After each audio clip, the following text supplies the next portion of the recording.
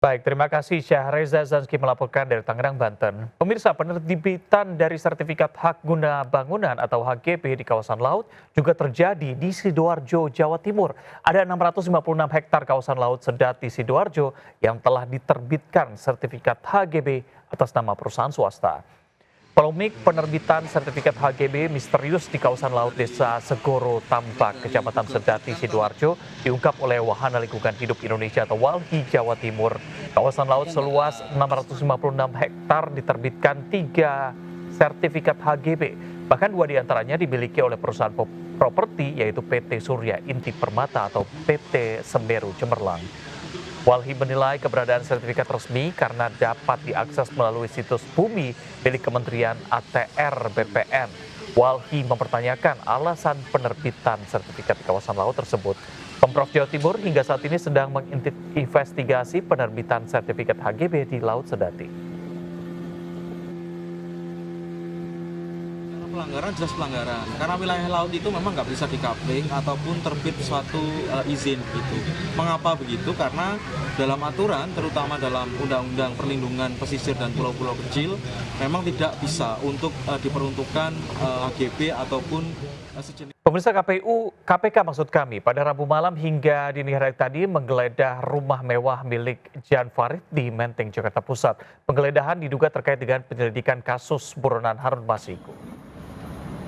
Penggeledahan ini dilakukan di rumah mewah di Jalan Borobudur, Menteng, Jakarta Pusat. Petugas menggeledah rumah milik politisi P3 Jan Farid sejak pukul 8 malam hingga Kamis dini hari. Setelah 5 jam lebih, tim KPK membawa 3 koper dan kardus kecil serta tas tenteng kecil yang diperkirakan berisi berkas dan data-data yang diduga terkait dengan kasus Harun Masiku.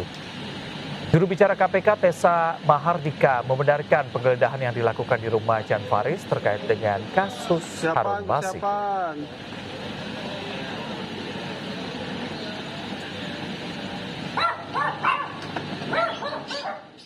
Pemirsa, dari total 123 menteri, wakil menteri, dan juga kepala lembaga setingkat di Kabinet Merah Putih telah melaporkan harta kekayaannya. Dari seluruh pejabat, Menteri Pariwisata Widianti Putri Wardana tercatat sebagai menteri terkaya dengan harta yang fantastis 5,4 triliun rupiah.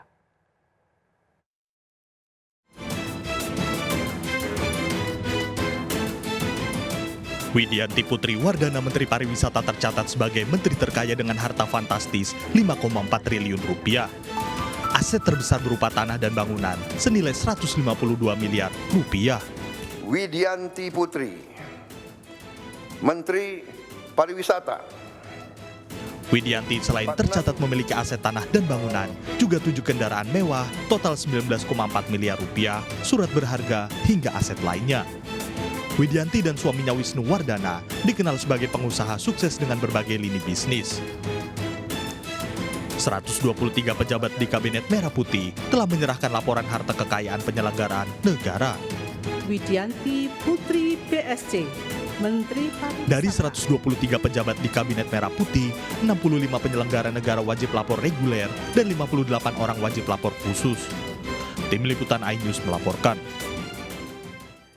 Pemirsa, kebijakan di sekolah yang satu ini cukup unik. Jika sekolah lain melaksanakan program makan bergizi gratis, SMP Negeri 39 Surabaya justru mengadakan program tidur siang bagi para siswanya. Program ini untuk mengurangi dampak kelelahan.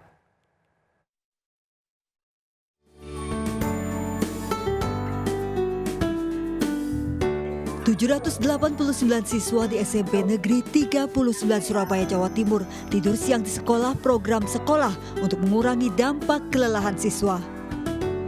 Para siswa tidur di lantai beralaskan tikar mulai pukul 1 siang setelah meja dan kursi ditata selepas pelaksanaan belajar mengajar dan salat zuhur.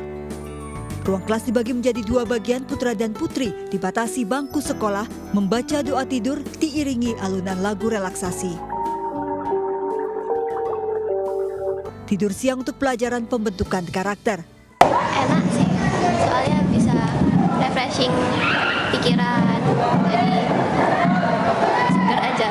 Temuan-temuan itu kami rangkum begitu, akhirnya teman-teman pun juga setuju. Bagaimana? Coba.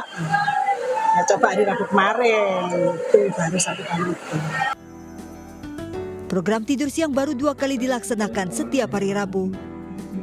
Dari Surabaya, Jawa Timur, Yuda Prawira, iNews melaporkan.